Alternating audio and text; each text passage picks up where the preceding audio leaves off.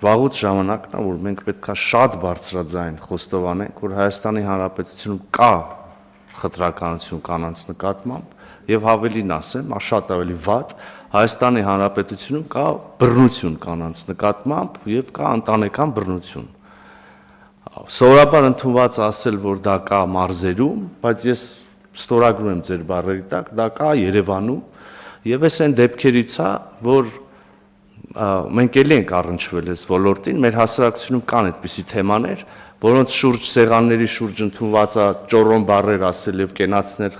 խմել, օրինակ այս դեպքում կանանց մասին, բայց իրական կյանքում ճիշտ հակառակ վերաբերմունք է ցույց տալ կանանց նկատմամբ, եւ եթե խտրականության դեպքում, օրինակ հանրային կյանքում, տնտեսական կյանքում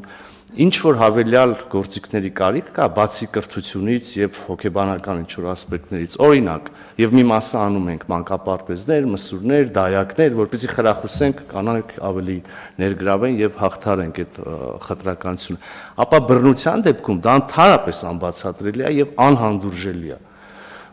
Ես կարծում եմ, որ մենք շատ հատու վճռական եւ անողոք պայքար պետք է մղենք ընտանեկան բռնության